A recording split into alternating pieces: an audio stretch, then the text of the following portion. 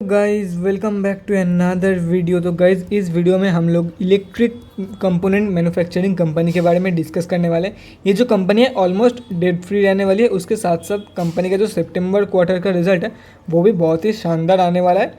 ये मेरा नहीं कहना, मतलब ये मैं नहीं कह रहा हूँ, ये एनालिस्ट का कहना है। उसके बाद अगर बात करें कंपनी डिविडेंड देती है तो डिविडेंड पे आउट के बारे में बात करें तो 23% डिविडेंड पे आउट निकल के आ रही है।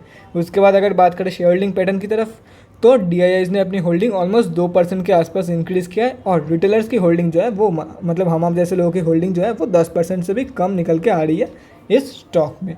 तो चलिए देख लेते हैं कौन सी है वो स्टॉक, फंडामेंटली स्ट्रॉन्ग है या वीक, क्या आप लोग लॉन्ग टर्म के लिए बाई करके चल सकते हो या नहीं।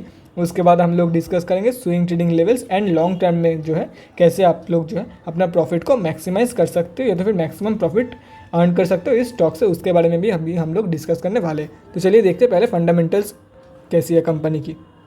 तो गाइस यहाँ पे आप लोग देख सकते हो कंपनी का नेम वी-गार्ड इंडस्ट्रीज़, बहुत लोगों ने सुने होंगे, बहुत लोगों ने नहीं सुने होंगे। ये आप लोग देख सकते हो कंपनी जो है वो electronics and consumer durables product बनाती है। पढ़ सकते हो बहुत पुराना कंपनी है, 1977 में कंपनी चालू हुआ था। उसके बाद अगर बात करें, अगर पढ़ना है तो पॉज करके पढ़ सकते हो गाइस वीडियो को। मार्केट कैप के बारे में बात करें 11,374 करोड़ की मार्केट कैप है। स्टॉक का P 51.7, ROC 26.2%, ROE 18.1। स्टॉक का P जो है वो हाई निकल के आ रही है, लेकिन ROC और ROE एकदम मतलब 100% से ही निकल के आ रही है, जो कि मल्टीबैगर स्टॉक्स में होती है जनरली। मल्टीबैगर स्टॉक में एटलीस्ट अगर कैसे पता लगाना है, सिर्फ ROC और ROE परसेंटेज देख के कि कंपनी मल्टीबैगर है या नहीं।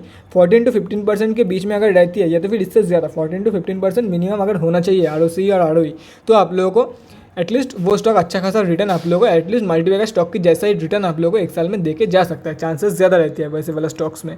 उसके बाद book value and current price के बारे में बात करें, बुक वैल्यू से काफ़ी हाई में ट्रेड कर रही है। एक साल में अच्छा खासा रिटर्न ये कंपनी दे के जा रही है। डिविडेंड के बारे में बात करें 0.45% की डिविडेंड यील्ड निकल के आ रही है। फेस वैल्यू ₹1 का है।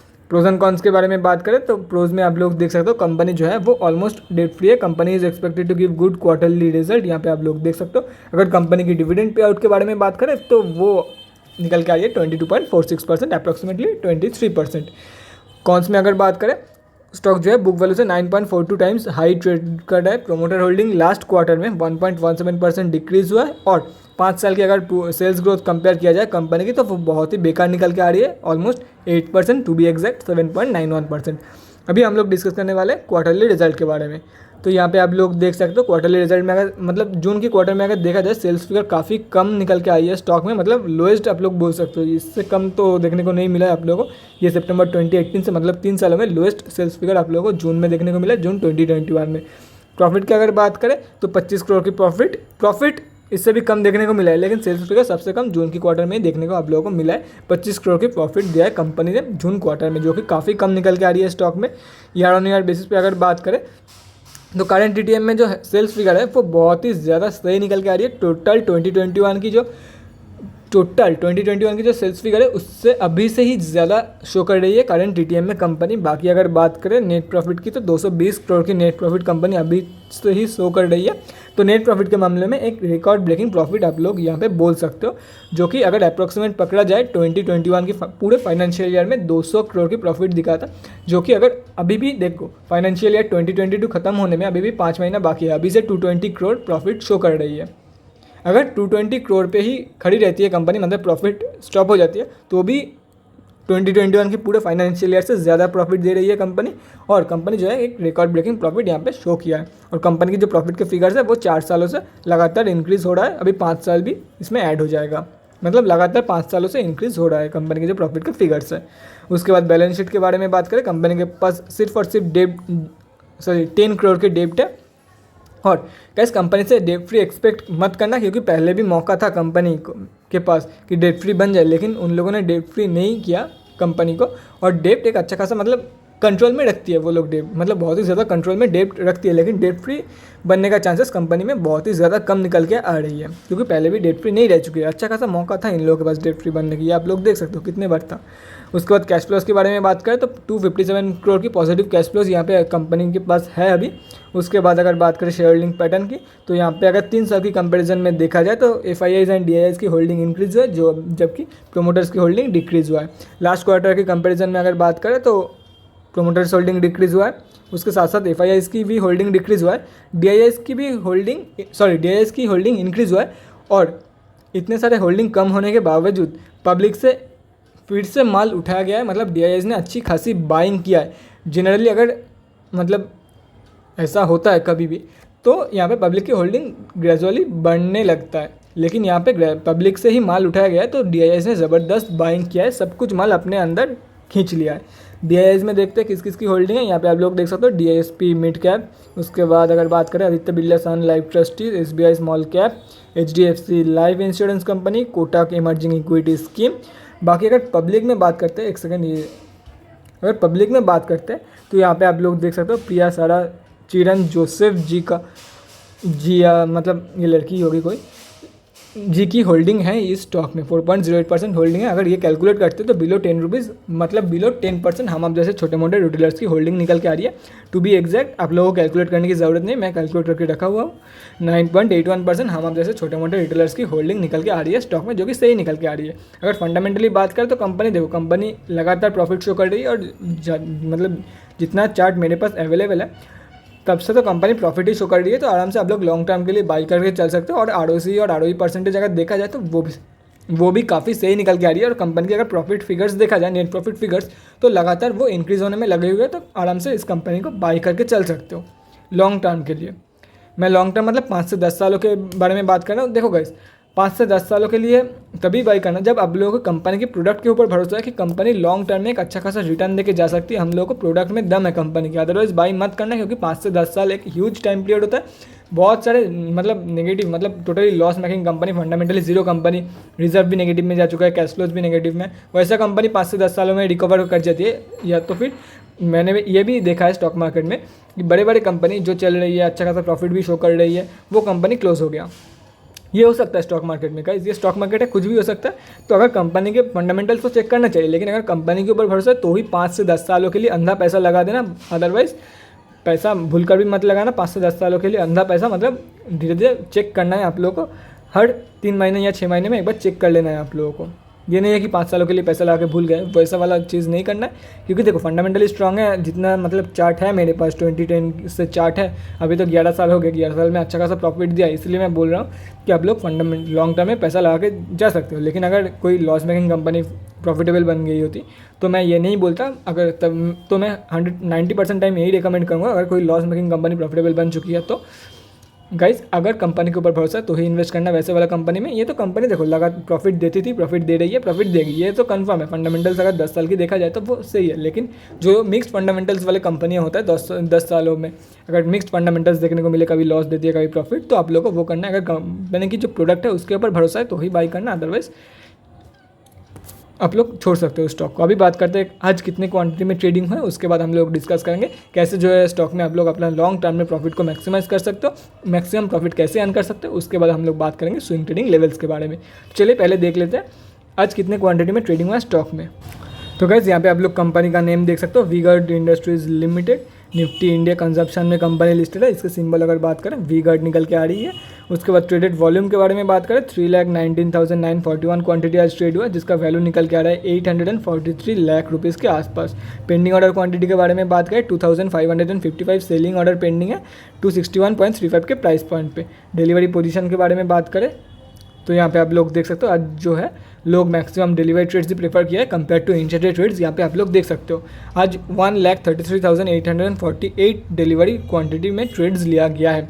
अभी बात करते हैं कैसे जो है आप अपना लॉन्ग टर्म में प्रॉफिट को मैक्सिमाइज कर सकते हो। उसके बाद हम लोग डिस्कस करेंगे स्विंग ट्रेडिंग लेवल्स के बारे में। तो चलिए देखते हैं।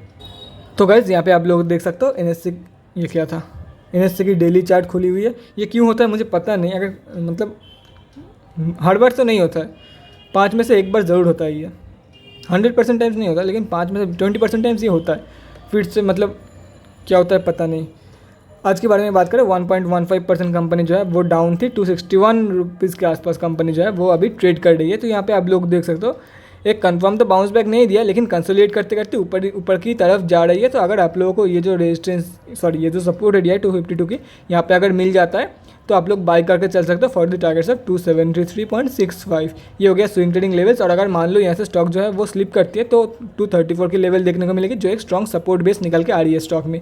बाकी अगर यहाँ से भी मतलब फर्स्ट टारगेट अचीव कराने के बाद भी ऊपर चली जाती है तो 292 की या तो फिर 293 की जो है सेकंड टारगेट आप लोगों को यहाँ पे देखने को मिल सकता है स्टॉक में। ऊपर से अगर बात करें, stock is expected to give good quarterly result. ये ध्यान में रखना है कि कंपनी अच्छा खासा प्रॉफिट दे सकती है सितंबर की क्वार्टर में।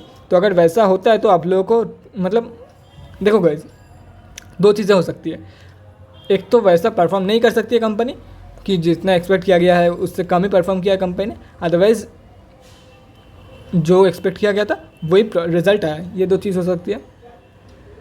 तो अगर लॉस देते हैं या तो फिर कम प्रॉफिट देती है तो स्टॉक नीचे की तरफ जाएगी। अगर अच्छी खासी प्रॉफिट दे देती है कंपनी तो ऊपर की तरफ जाएगी। और अभी तक मतलब कंसोलिडेट कर रही है स्टॉक और अर्निंग्स आने को आया है। या आप लोग देख सकते हो, अगर अर्निंग्स के बारे में बात करें तो 13 अक्टूबर को अर्निंग्स आने वाला है, तो नज़दीक ही है। अभी बात करें तो गाइस देखो, मुझे लग रहा है सब लोग अर्निंग्स के लिए ही वेट कर रहे हैं। अर्निंग्स आने के बाद अर्निंग्स जैसे आएगी उसके हिसाब से ये कंपनी अभी ब्रेकआउट देने वाला है। देखो गाइस, अगर अभी आप लोग बाई करने के बारे में सोचते हो तो बिल्कुल भी मत करो, अर्निंग्स आ जाने दो। 13 अक्टूबर कुछ ही दिन बाकी है, 13 अक्टूबर को अर्निंग्स आ जाने दो, उसके बाद ही आप लोग बाई करना। उसके बेसिस पे आप लोग बाई करना। अगर ऊपर की तरफ जाती है तो बाई करके चल सकते हो for the targets of 273 and 292। और अगर ये क्या था 273 एंड 292, अगर ऊपर की तरफ स्टॉक जो है वो क्लोजिंग कर मतलब अच्छा खासा रिजल्ट निकल के आती है तो 273 एंड 292 की टारगेट के लिए बाई करके चल सकते हो। अदरवाइज अगर कंपनी जो है वो बेकार परफॉर्म करती है या तो फिर एज एक्सपेक्टेड कंपनी परफॉर्म नहीं कर पाती है तो आप लोग देखो प्रॉफिट तो शो करेगी।